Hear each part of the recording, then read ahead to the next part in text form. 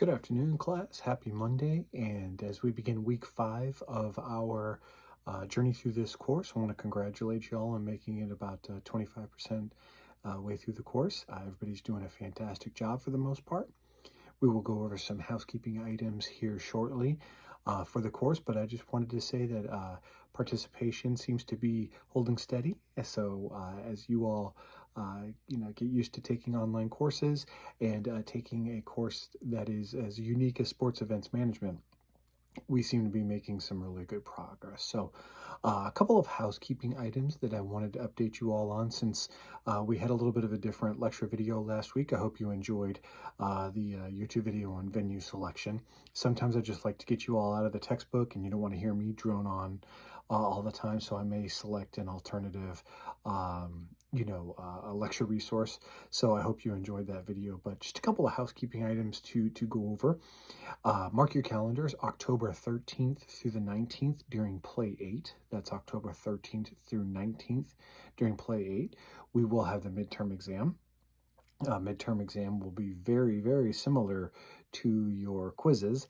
As a matter of fact, you may or may not see some of the same questions in that midterm exam. So just please make sure that you are budgeting time for that. We do have some very strict guidelines when it comes to taking the midterm exam during that window. So I just want to give everybody a heads up that that will be October 13th through the 19th during Play 8. Also wanted to give an update on the course around discussion and mainly responding to your peers. It's come to my attention that a lot of you like to do your coursework on Sunday evenings between 6 and 11 p.m., which is fine. Yeah, that is well within the guidelines of the course. You are allowed to do this coursework whenever you like, one of the advantages of taking an online class.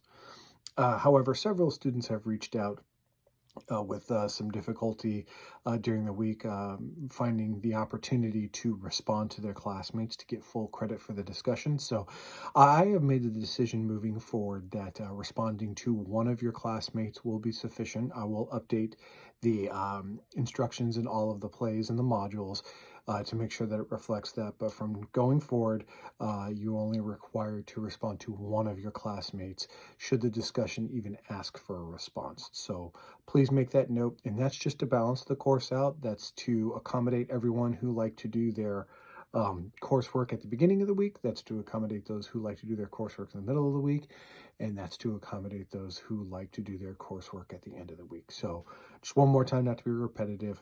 If the instructions in the discussion call for you to respond to one of your classmates, responding to one classmate will give you full credit. If you see something else that you wish to respond about, that you feel passionate about, that's great, but the requirement will only be for one if the instructions ask for it. So just wanted to make sure that I gave you all that update on the discussions. I gave you all that update on the midterm.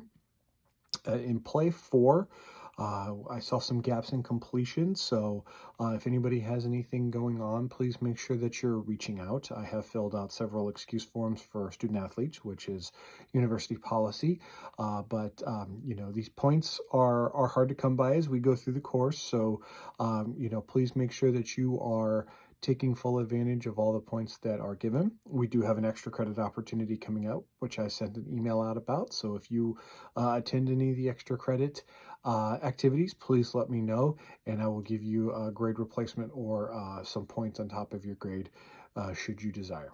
So we can talk more about that after you attend the event. So. One of the things that I wanted to double back on in Play 3 and Play 4 was I saw some really, really, really fantastic discussion and homework answers on increasing food and beverage revenue spend or increasing the amount of money that you get from your customers. Everything from package deals to value meals to special souvenir cups, all of those things. So you all are really using your thinking caps, and I wanted to give you some credit to say I saw some really fantastic ideas on how to get more money in your pocket for your event, for your charity, for your investors, and some really outside the box thinking there. Wanted to tell you a quick story about my time at Disney. I was the water park manager at Disney's Typhoon Lagoon. This was about 11 or 12 years ago. As I mentioned at the beginning, I'm a little older than some of you, and that's okay. But I was the water park manager, and this is one of the top two 1A, 1B water parks in the world, between Disney's Typhoon Lagoon and Disney's Blizzard Beach. And the higher ups were looking to do exactly what our homework assignment was asking for. How do we increase food and beverage or overall spend from our customers? And one thing that I wanted to make sure that I brought up was the idea of premium experiences. I have done some consulting on this in my consulting business with many Fortune 500 companies. And one of the ideas that was floated out at Disney's Typhoon Lagoon, if you've ever been there, were the idea of having exclusive cabanas. People could rent cabanas for the day to stay out of the Florida sun. It would be roped off from the rest of the guests, and even for a certain amount, they would have access to free food and beverage, and if they were over 21, unlimited alcohol packages. Unlimited with an asterisk. Don't get me wrong. But what we found out was these spaces sold out almost every single day. Now, this is Walt Disney World, and it is a highly niche, specialized market. They are always going to come up with fun and creative ways to get people to spend more money. But the point of this story in this lecture video is I saw a couple of you say, hey, for my charity event, I want to have a special commemorative cup or a t-shirt that comes with buying a bag of popcorn or a special bucket or something like that. And I just wanted to say, excellent job, because people will spend extra money to create memories. Maybe they're attending their child's state championship game, or as I mentioned, maybe you're throwing a charity event and people are very passionate about that charity, so they will open up their wallets to have that special something to take home with them. So just keep that in mind when you are not only planning your events, but as we head into Play 5, you're going to start to hypothetically execute your events.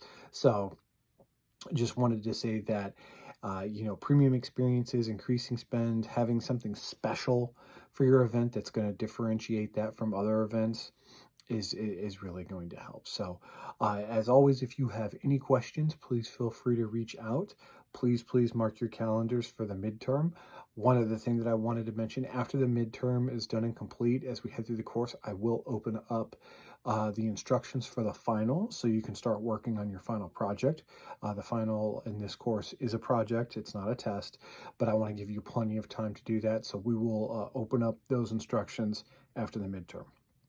Everybody have a great week this week. Stay safe. We have some rough weather rolling through the Midwest, so please be mindful of that, and have a great day. Thank you so much.